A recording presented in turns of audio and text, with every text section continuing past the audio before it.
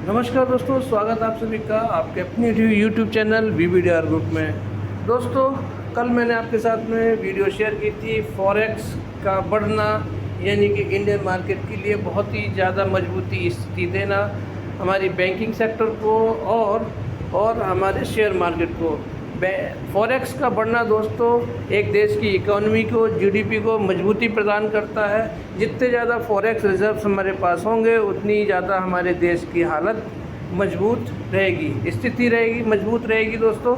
तो मैंने आपको बताया था कल कि हमारे जो फॉरेक्स रिज़र्व हैं वो ऑल टाइम हाई तक दोस्तों पहुंच चुके हैं, यानी लगातार 6वें 7वें महीने तक हमारे फॉरेक्स रिज़र्व हर हफ्ते दर हफ्ते बढ़ रहे हैं दोस्तों।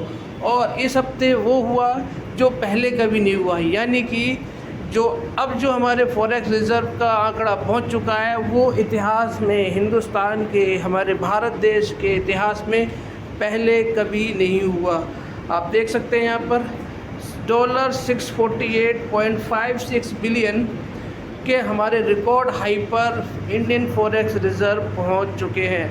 बहुत बड़ी बात है दोस्तों। जहां हम देखेंगे बाकी देश, बाकी कंट्रीज़ हैं, जितने भी दो देश हैं, उनके फॉरेक्स रिज़र्व घट रहे हैं, लेकिन हमारे देश में फॉरेक्स रिज़र्व बढ़ रहे हैं। ये साफ बताता है कि हमारे देश की पॉलिसी कितनी ज़बरदस्त है, कितनी अच्छी तरह से हमारे जो देश की सरकार है इस चीज़ को अंजाम दे रही है दोस्तों। तो आप यहाँ पे पढ़ सकते हैं, Indian forex reserve touched a fresh record high of 648.56 billion in the week. जो 5 अप्रैल को हमारा सप्ताह ख़त्म हुआ था उसमें हमारा रिकॉर्ड हाई पर हमारे फॉरेक्स रिजर्व पहुँच चुके हैं। ये दोस्तों सरकारी डाटा है, सेंट्रल बैंक ने पब्लिश किया है डेटा। तो ये बहुत ही खुशखबरी वाली बात है हमारे शेयर मार्केट के लिए और बैंकिंग सेक्टर के लिए। The reserve rose by 2.9 billion से हमारे रिज़र्व बढ़े हैं। और जिसमें कि जो इसमें सबसे ज़्यादा योगदान रहा है गोल्ड एसेट का, जो कि हमारा $2.4 बिलियन से बढ़ा। और a price has caused reserves to surge, जिसकी वजह से हमारे गोल्ड रिज़र्व्स बढ़े हैं। अभी मार्केट में देख रहे हैं थोड़ी सी टेंशन चल रही है ईरान और इज़राइल को लेकर। तो जब भी ऐसी सिचुएशन होती है तो हमेशा आप देखेंगे कि गोल्ड रिजर्व बढ़ते हुए दिखाई देंगे। तो जितनी भी हमारी लैग्स होती हैं, बहुत सारे पार्ट्स को मिला के फॉरेक्स रिज़र्व बनता है दोस्तों। जो फॉरेक्स बनते हैं उन सब को मिलाकर सब में ग्रोथ हुई है, जिसकी वजह से हमारे ऑल टाइम हाई रिजर्व पहुंच गए हैं। आप यहाँ पढ़ सकते हैं, देख सकते हैं, most of the central banks have been buying gold over the past couple of years. जितने भी जो सेंट्रल बैंक्स हैं वो क्या कर रहे हैं, गोल्ड परचेज कर रहे हैं during the outbreak of Covid के टाइम में भी, and then Russia Ukraine war के टाइम में भी जो सेंट्रल बैंक्स हैं वो गोल्ड को परचेज कर रहे थे।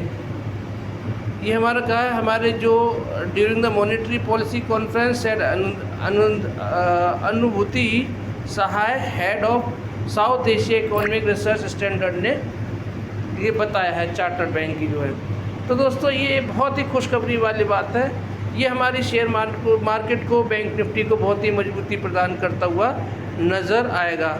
Reserve bank of India governor Shaktikanta Das mention in the past policy meeting the central bank has been building up its gold reserve, यानी गोल्ड रिज़र्व को बढ़ा रहा है।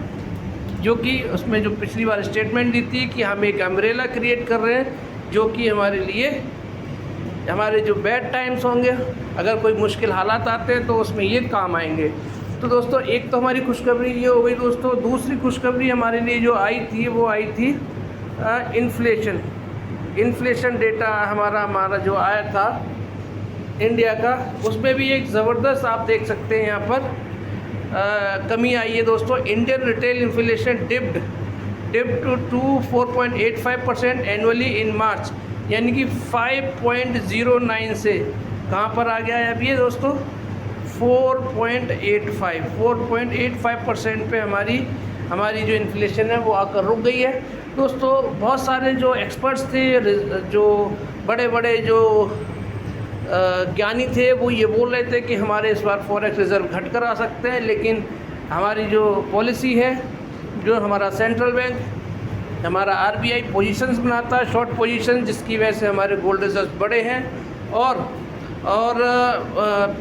इसका मेन रीज़न दोस्तों जो मुझे समझ में आ रहा है इन्फ्लेशन का घटने का, पता नहीं लोगों का नज़रिया कैसा है, बट मेरा नज़रिया यह है कि जब ये सरकार ने जो पेट्रोल डीजल के दाम घटाए थे, उसी की वजह से इसमें इतना इजाफा, इतनी जो कमी आई है हमारी इन्फ्लेशन में, उसका रीज़न वही हो सकता है जिसकी पेट्रोल और डीजल के दाम घटने से हमारी महंगाई पर ये फ़र्क पड़ा है दोस्तों। क्योंकि अगर हम पेट्रोल डीजल पर अगर दाम गिरते हैं तो जाहिर सी बात है बाकी सभी चीज़ों पे, ट्रांसपोर्टेशन पे और बाकी की सारी चीज़ों पर महंगाई कम होती हुए दिखाई देती है।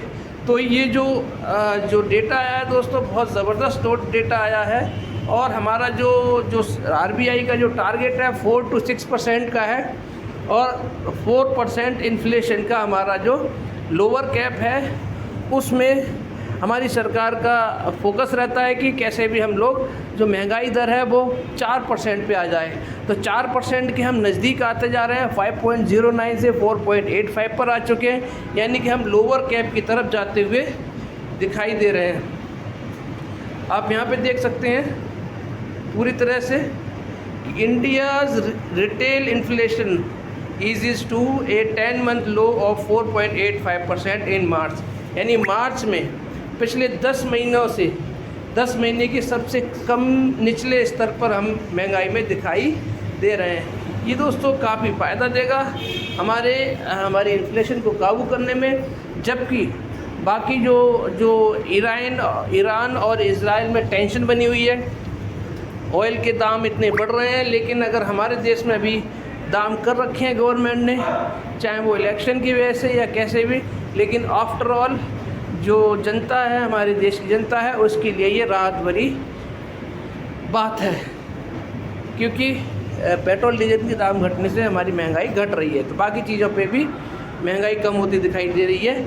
तो ये एक अच्छी न्यूज़ है, क्योंकि इतनी ज़्यादा जो पॉलिटिकल जो सेंटिमेंट्स हैं, जो ग्लोबल सेंटिमेंट्स हैं, सब तरफ नेगेटिविटी बनी हुई है, लेकिन हमारी सरकार को उसको बहुत अच्छी तरह से मैनेज कर रही है। यही रीज़न है कि हमारा जो शेयर मार्केट है वो ऑल टाइम हाई के आसपास में ट्रेड करता हुआ दिखाई दे रहा है। जो कल जो गिरावट हुई थी दोस्तों, वो सिर्फ कहाँ से है, किसकी वजह से हुई थी? आप देखेंगे कि यूएस का जो इन्फ्लेशन आया था वो बढ़कर आया था, यानी कि वहाँ पर महंगी हुई हैं चीज़ें, तो उसकी वजह से यूएस का मार्केट काफ़ी ज़बरदस्त गिरावट हुई उसमें, और उसी की वजह से हमारी मार्केट में भी एक्सपेक्टेशन ये थी कि हमारी इन्फ्लेशन भी बढ़कर आएगी, लेकिन हुआ इसका उलट, हमारी इन्फ्लेशन घटकर आई है। ये एक ज़बरदस्त खबर है हमारी शेयर मार्केट के लिए, इक्विटी मार्केट के लिए। तो ये दो बड़ी खबर है हमारे, जो अगले हफ्ते हमारी मार्केट को सस्टेन करने में मदद करेंगी। ऊपर की साइड में अगर गिरावट ईरान और इजराइल की वॉर की वजह से नेगेटिविटी आती हुई है, तो उसको ये सस्टेन कराने में, मार्केट को ऊपर की तरफ सस्टेन कराने में मदद कर सकती हैं। तो दोस्तों, एक हो गया हमारा इन्फ्लेशन कम होकर आई है, फॉरेक्स रिजर्व्स हमारे बड़े हैं, तीसरा जीडीपी हमारी मजबूत है, चौथा इलेक्शन हमारे सर पर हैं, तो प्री इलेक्शन रैली है, उसमें आप देख सकते हैं कि रैली हमारा मार्केट कर ही रहा है। तो सारी चीज़ें हमारी कंट्री के लिए पॉजिटिव हैं। 4 जून को हमारा इलेक्शन का रिजल्ट आ जाएगा, 19 अप्रैल को पहला वोट डलेगा। तो जैसे ही 4 जून को सरकार की वापसी होती है थर्ड टर्म में बीजेपी सरकार की, तो फिर से एक ज़बरदस्त रैली आपको देखने को मिलेगी। फिर दोस्तों, जैसे ही हमारी ये सरकार वापस होती है, यानी 4 जून को सरकार बनती है, तो उसके बाद में बजट पेश होगा, और बजट के बाद में भी एक ज़बरदस्त रैली आपको मार्केट में देखती बनेगी। तो मैंने 4 फैक्टर्स आपको अभी गिनवाए थे। एक तो फॉरेक्स का डेटा बताया था दोस्तों, दूसरा मैंने आपको बताया था हमारी इन्फ्लेशन, तीसरा मैंने आपको बताया था हमारी जीडीपी ज़बरदस्त है, यानी कि इन्फ्लेशन कंट्रोल में, जीडीपी रोबस्ट है। 3 चीज़ हो गई, और फॉरेक्स भी हाई पर है, ऑल टाइम हाई पर है, और चौथा हमारे इलेक्शन है। तो 4 चीज़ें हैं, ये हमारी पॉजिटिव है हमारी शेयर मार्केट के लिए। तो लेकिन एक चीज़ नेगेटिव है, एक चीज़ अभी भी नेगेटिव बनी हुई है जो कि पेन क्रिएट कर सकती है हमारी इंडियन मार्केट में, जो है दोस्तों ईरान और इज़राइल वॉर। ईरान और इज़राइल वॉर आप देख सकते हैं कि यहाँ पर ये टेंशन बढ़ा सकती है, ये क्रूड ऑयल को बढ़ा सकती है और क्रूड ऑयल को महंगा होने की वजह से फिर से हमारी इंडियन इकॉनमी पर फ़र्क पड़ता हुआ दिखाई देगा, क्योंकि जितना ज़्यादा क्रूड ऑयल के रेट बढ़ेंगे उतना ही फिर हमारी सरकार को भी मजबूर होना पड़ेगा ये रेट बढ़ाने पे। और जैसे ही पेट्रोल डीजल के दाम बढ़ेंगे, महंगाई भी हमारी बढ़ती हुई नज़र आएगी। तो ये एक टेंशन बना हुआ है, ये इज़राइल और ये ईरान का वॉर। तो अब आप देख सकते हैं एक लेटेस्ट न्यूज़ आई है अल जज़ीरा पर, आप देख सकते हैं, सोर्स है ये, पक्की न्यूज़ है ये। Iran IRGC seizes Israeli linked ship near strait of Hormuz, यानी कि वहाँ पर उन्होंने ईरान ने जो इज़राइल का जो शिप था उसको सीज़ कर दिया है। दोस्तों आप देख सकते हैं यहाँ पर पूरी तरह से IRGC forces conducted an operation via helicopter to take control of the commercial vessel state, media reports. तो ये जो है टेंशन लगातार बनी हुई है, आप पढ़ सकते हैं यहाँ पर पूरी तरह से। Iranian armed forces have seized a container ship near the strait of Hormuz amid rising tensions across the region after a deadly Israeli attack, जो किया इसराइल ने जो अटैक किया था उसकी वजह से उन्होंने इज़राइल के एक शिप को सीज़ कर दिया है। ऊपर से ईरान ने भी धमकी दी है कि वो इसका बदला लेंगे। The ship was commandeered by the Islamic Revolutionary Guard Corps IRGC, the allied forces loss 7 members, जहाँ पर 7 लोगों का जान माल का भी नुकसान हुआ है। तो दोस्तों ये नेगेटिव है, ये जो नेगेटिव सेंटीमेंट, जबकि सब कुछ पॉजिटिव है हमारी इंडियन मार्केट में, लेकिन ये ग्लोबल सेंटीमेंट है, मार्केट का मूड माहौल ख़राब करने पर तुले हुए हैं। तो ये जो दोस्तों नेगेटिव न्यूज़ है बस यही है। पहले कोविड आया, कोविड के बाद में रशिया यूक्रेन आया, रशिया यूक्रेन के बाद में एक नया फ्रंट चल रहा है वॉर का, जो कि है इज़राइल और ईरान। तो ये टेंशन क्रिएट कर रहा है मार्केट में। देखते हैं इसका असर मंडे को क्या होगा। बाकी अगर हम देखें देख लेते हैं हम कि अभी ओवरऑल सेंटिमेंट्स क्या हैं, वो हमें यहाँ से पता चल जाएंगे। आप देख सकते हैं यहाँ पर कि देखिए ये जो डाउ जोन्स है, डाउ जोन्स में भारी गिरावट देखने को मिली है। मतलब इन्फ्लेशन पे, जब इन्फ्लेशन उनकी बढ़कर आई थी अमेरिका की, तब गिरावट हुई और तब से लेके अब तक गिरावट ही हो रही है। आप देख सकते हैं यहाँ पर कि 38,319 पे ओपन हुआ था और बंद कहाँ हुआ है 37,983 पर, लगभग 7% की गिरावट के साथ में डाउ जोन्स ने। और IT के जो टेक स्टॉक है, आप उसमें भी देखेंगे 0.25% के लगभग गिरावट हुई है। तो ये हमारी इंडियन मार्केट का थोड़ा सा माहौल खट्टा कर सकती हैं मंडे को, लेकिन हमारे पास में पॉजिटिव न्यूज़ है। देखते हैं इसका मार्केट इसको किस तरह से लेता है। बाकी बात करते हैं कमोडिटी मार्केट में। कमोडिटी मार्केट में ये देखिए टेंशन बनी हुई है, इसको हर वीडियो में आपके साथ में शेयर करता ही हूँ। और इसके बाद में आप करेंसी देखेंगे, करेंसी ने देखिए लो बना दिया है, हमारी करेंसी को कमज़ोर कर रहा है बार बार। ये जो ईरान और इज़राइल है, ये हमारी करेंसी को, रुपए को कमज़ोर कर रहा है और डॉलर को मजबूत कर रहा है। तो ये बड़ी टेंशन वाली बात है हमारी इंडियन इकॉनमी के लिए भी और इंडियन शेयर मार्केट के लिए भी। बाकी यहाँ पर आप क्रिप्टो करेंसी भी देख सकते हैं। क्रिप्टो करेंसी में भी गिरावट देखने को मिल रही है, अच्छी खासी गिरावट है, कोई 5% तक है, 10% तक गिरावट हुई है। आप देख सकते हैं 10%, 10%, 8%, 13%, 15%, बहुत ज़बरदस्त आप गिरावट, खूनी खेल देखने को यहाँ पर आपको मिल रहा है। ये देखिए ज़बरदस्त गिरावट हुई है। ये सिर्फ वही चल रहा है दोस्तों, ईरान और इज़राइल वॉर। तो ये मंडे को हो सकता है हमारे मार्केट के मूड को ख़राब करता हुआ दिखाई दे। बाकी बॉन्ड मार्केट में देखेंगे तो बॉन्ड मार्केट में तो एज सच ज़्यादा बड़ा कोई पेन हमें देखने को नहीं मिल रहा है, लेकिन ये जो है क्रिप्टो करेंसी की आप देखेंगे, ये क्रिप्टो करेंसी क्रैश हुई है। दूसरा हमारी जो इंडियन रुपी है उसमें कमज़ोरी आई है। और तीसरा, आप कमोडिटी मार्केट में ये देखेंगे क्रूड ऑयल में तेज़ी है।